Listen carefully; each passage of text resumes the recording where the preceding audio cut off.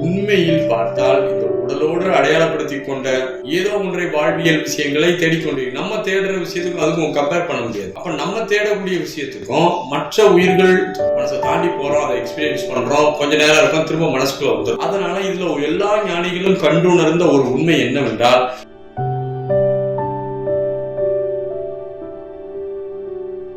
நீங்க இந்த உடலோட உங்களை அடையாளப்படுத்திக் கொள்கிறீர்கள், இந்த உடல் தான் நான் என்று கருதுகிறீர்கள்.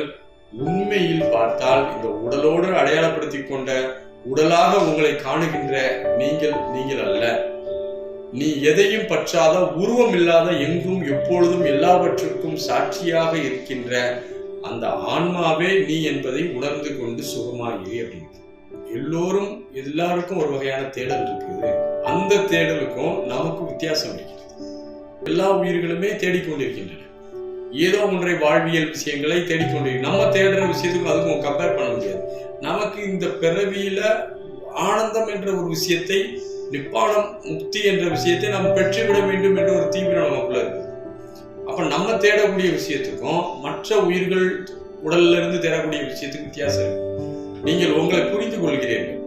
இந்த உடல் என்பது என்னுடைய கருவி என்பதை நான் தெளிவாக புரிந்து கொள்கிறேன்.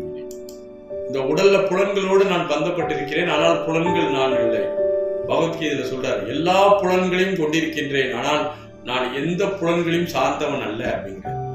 உங்களுடைய புலன், என்னுடைய புலன், உலகத்தில் உள்ள ஒவ்வொருடைய புலனையும் இயங்க செய்பவர் அவர் தான். விபாசனாவை பத்தி பேசக்கூடிய அத்தியாயம் 8 அழகா சொல்றாரு. அப்ப நம்மளும் உடலை கொண்டிருக்கிறோம். அடிக்கடி ஒரு நாளைக்கு 10 முறையாவது நீங்க வாய்ப்பு கிடைக்கும் போதெல்லாம் நான் இந்த உடலை கொண்டிருக்கிறேன், உடல் நான் இல்லை, நான் எங்கு பறந்து விரிந்திருக்கக்கூடிய சாட்சி அப்படிங்கிறத நீங்க முதல்ல உங்களை செல்ஃபா கன்வின்ஸ் பண்ணணும். இப்போ ஞானம் அப்படிங்கிறது என்ன? நம்ம கண்ணை மூடி தியானம் பண்ணி மனசை அமைதிப்படுத்தி மனசை தாண்டி போறோம், அதை எக்ஸ்பீரியன்ஸ் பண்றோம், கொஞ்ச நேரம் இருக்கும், திரும்ப மனசுக்குள்ள வந்துடுறோம். சரி, நீங்கள் ஞானம் பெற்றீர்கள் என்று சொல்லக்கூடியவன் யார்? மனசு தான் சொல்லணும். எப்பா நீ ஞானம் பெற்றுவிட்டாங்கிறத சொல்றது மனசு தான் ஒத்துக்கிடணும். நம்ம எந்த அளவு முயற்சி இல்லாமல் நமக்குள்ள முயற்சி செய்து கொண்டிருக்கின்றோமோ, ரொம்ப போராடாம இயல்பான ஒரு முயற்சி செய்கிறோமோ, அந்த அளவு யோகம் உங்களை புரிந்து கொள்ளக்கூடிய பக்குவத்தை உங்களுக்கு கொடுக்க ஆரம்பிச்சு. யோகம் வீண்லாம் சொல்ல முடியாது. யோகம் என்பது உங்களுக்கு புரிந்து கொள்ளக்கூடிய ஒரு பெரிய பக்குவத்தை கொடுத்தோம். ஆனால் நீங்கள் ஞானம் பெற்றீர்கள் என்று சொல்லக்கூடியது உங்க மனசு. அதனால இதுல எல்லா ஞானிகளும் கண்டுணர்ந்த ஒரு உண்மை என்னவென்றால், நம்ம மனசை கன்வின்ஸ் பண்ணிட்டோம் அப்படின்னா, மனசுக்கு சில விஷயங்களை அண்டர்ஸ்டாண்டிங் பண்ண வச்சு அண்டர்ஸ்டுட் ஆயிட்டு அப்படின்னா இந்த வேலை முடிஞ்சு போயிடும். நீங்க முக்தன்.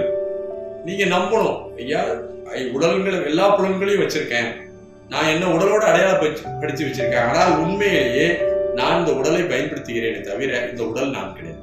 இந்த மனசை பயன்படுத்துகிறேனே தவிர நான் கிடையாது.